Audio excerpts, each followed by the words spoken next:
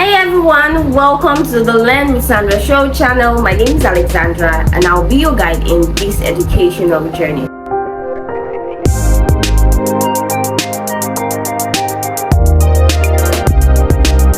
So in today's video, we are going to be tackling the JAMB CBT past question for the subject English Language Year 2023, and we're going to be solving questions 71 to 90. So stay with me, don't go anywhere, and I'll be right back. Question 71. Now this question is under contrastive stress. Lambusa took off the wig. Now took off is emphasized. It is the emphasized phrase and it's a phrasal verb. Now how do we solve this question? You need to identify the option that have a contrastive element. And what do we mean by contrastive elements? That shows difference. Okay, we're talking about difference basically. Okay, so now when you take a look at option B, C and D, it does have took off. Okay, so don't be deceived by the change in tense. It could be, a present tense, a past tense, a past participle. It's still the same thing. So option B, C, and D have took off. Okay, so you need to be able to identify the option that does not include the phrasal verb took off, or that has something different to show contrast. Okay, so sometimes they might decide to change the name to Alexandra to Cynthia to something else, or change wig to Etai to Yvonne. It's none of our business. So our focus is on the emphasized word took off, and so option A is the final answer to this question. Question 72. Now this question is under antonyms. During the maths test, some students got an approximate score of 20. The underlined word is approximate, and approximate means close to the actual. So when we think of approximate, we think of the word estimate, right? So option A, we have frank. Frank means to be honest, to be open. Option B, measured, means something you can quantify. You can ascertain the size, the amount, and all of that. So option C, precise. Precise means accurate. Okay, so this is the answer to this question, because option D and inaccurate is synonymous to the word approximate. Okay, so option C is the opposite in meaning, a precise. So option C is the final answer to this question. Question 73. Now this question is also under antonyms. The test shows that the lumps are malignant. Okay, so the answer to this question is option D, benign. Now first and foremost, malignant means evil in nature, hostile. So benign means not harmful. It means not harmful. Okay, so I spoke about using the positive, negative and neutral indicator to solve antonyms and synonyms. So this is an example of how you can use it even when you don't know the meaning of the underlying word. Okay, so take a look at the surrounding words in the sentence, in the question. Okay, the context. The test shows that the lumps. So you think of a medical profession, right? The test shows. I'm sure you're aware of the word lumps. It's a negative word. Okay, so you can intuitively say that malignant is a negative word. Okay, because of the context in which it is being used. Okay, so now you go to the option numerous. When you think of the word numerous, it means many. Okay, cancerous, it's a negative word, and so that's not the answer, because we are looking for a positive word, right? So option C, dominant. Dominant means prevalent, preeminent. Okay, compared to others. Okay, so option D, you don't know the meaning of the word, but you can safely go for option D as the answer to this question. Now this is not the best approach to solving antonyms and synonyms. You need to know the meaning of the word, but you can also try this when you are stuck, when you don't know the meaning of the word. You can try the positive, negative and neutral indicators to determine the answer to this question. Okay, so option D is the final answer to this question. Question 74. Choose the word that has the same rhyme scheme. So the word is sweet. Option A, we have twice. Option B, we have sweat. Option D, we have sweet. Option D, we have suit. Okay, so the answer to this question is option C. So I have received a lot of questions concerning rhyme, and I see that a lot of you concentrate on the vowel sound or the first sound. So when you're solving rhyme question, you need to start with the end sound or the last sound and work your way to the first sound. So the last sound in the word sweet, S-W-E-E-T, is t, and you can see that option B has t, option C also have that sound, and option D have that sound as the end sound. But then when you move to the next one, in S-W-E-E-T, you have the long E sound, and you can see that it's only option C that maintains that sound. So what you have in option B is E, and what you have in option D is U Okay, so the answer to this question is definitely option C, sweet, sweet. Question 75. Now this question is under word stress and the word is precedency. So the answer to this question is option D. It is stressed on the first syllable. Okay, so I am aware of a rule that says that words ending with CY, the stress is 2 syllables before CY. Okay, 2 syllables before. And if you follow this rule, option A should be the final answer to this question. But option A is not the answer to this question. And this tells us that there are exceptions to rules of word stress. Okay, so please, I like to advise students to learn the exceptions of these rules. Okay, so words like democracy, emergency, conspiracy will fall under this rule. But precedency is an exception, accuracy is another exception. So please learn the exceptions to this rule. The answer to this question is option D. Question 76. How old is Beans? Now this question is based on the Life Changer novel. So the answer to this question is option A, 5 years old, and we can find these on page 1 of this very text. So option A is the final answer to this question. Question 77. This question is under antonyms. Okay, so the abeyance of school activities last semester was a reason for concern. Okay, so the word abeyance is underlined and it means temporary suspension. So the answer to this question is option A, continuance, because continuance means the act of continuing. So option B, collapse, means breakdown, failure. That's what we think of when we think of the word collapse. Option C, reduction, is the act of reducing. Intensity is the strength or degree of something in relation to emotions, force and all of that. So option A is the best answer to this question. Now this type of question is one that you cannot use the positive, negative and neutral indicator. Why? Abeyance is a neutral word, continuance is a neutral word, reduction is a neutral word, intensity is a neutral word. So you need to rely on the meaning of the word to be able to solve this question. And this tells us that the positive, negative and neutral connotation rely on your existing knowledge of words, rely on your exposure of words.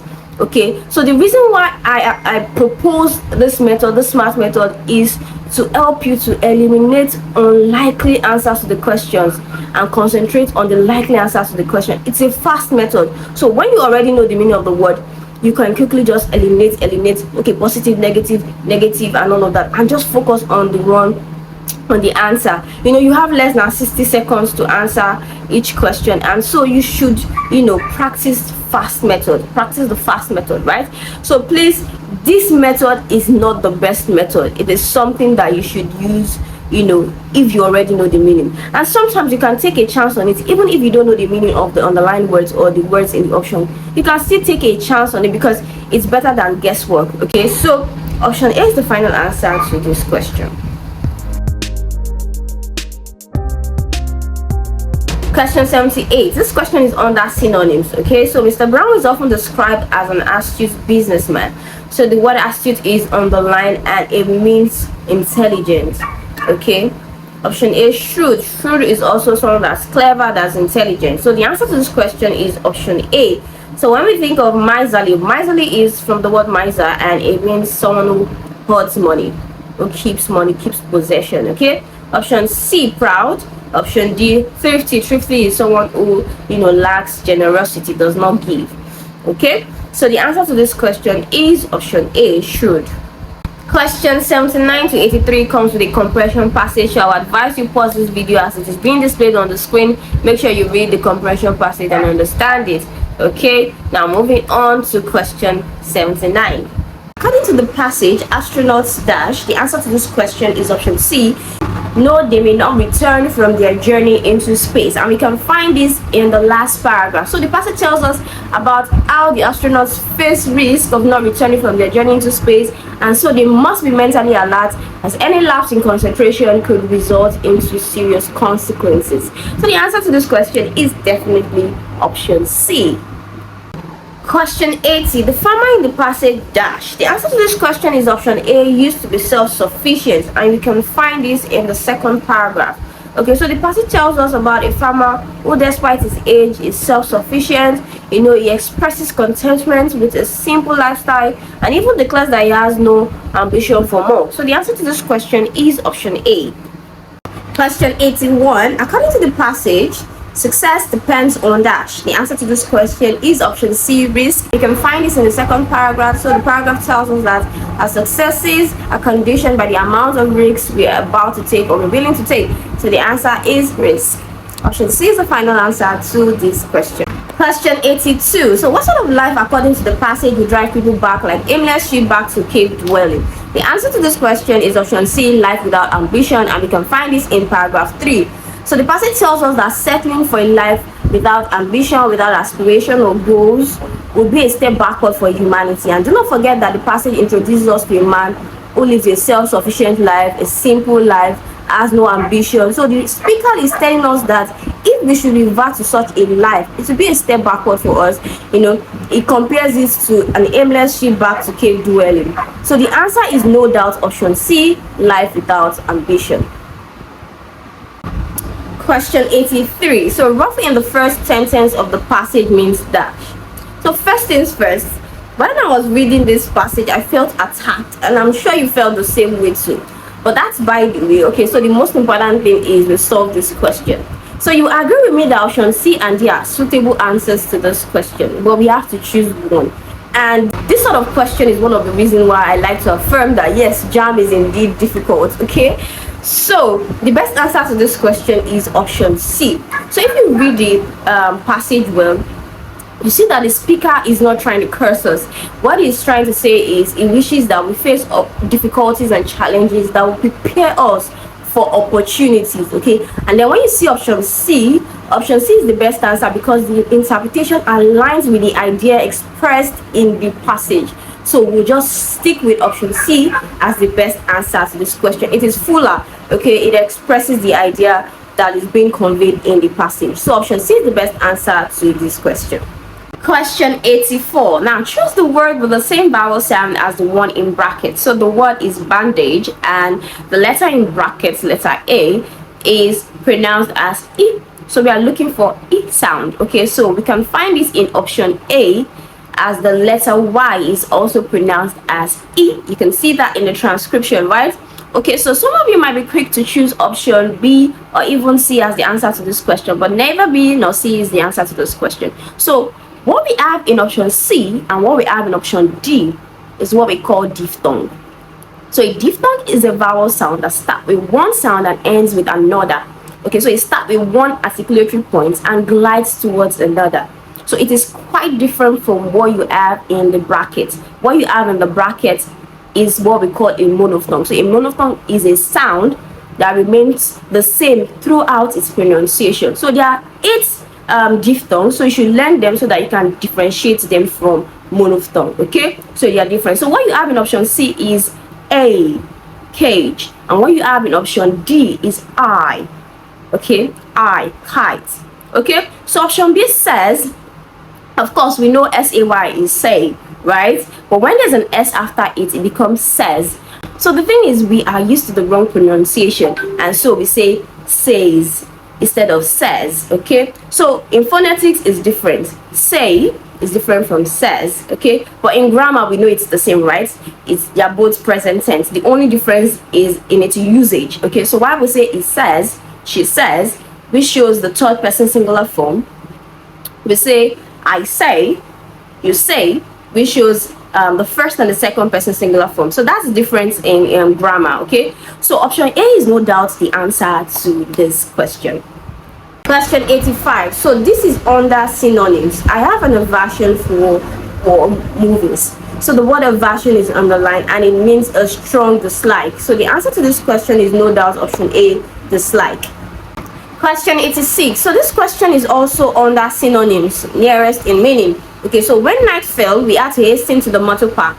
So the answer to this question is option C, hurry, because hasten means to be quick to do something. So option C is the final answer to this question.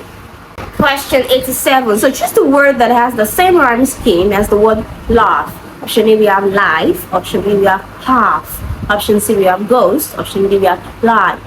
So the answer to this question is option B. Now, how do we solve rhyme scheme? We start with the last sound and work your way to the first sound. So the last sound in the word laugh is f, and you can see that option A and B as ending the word, right?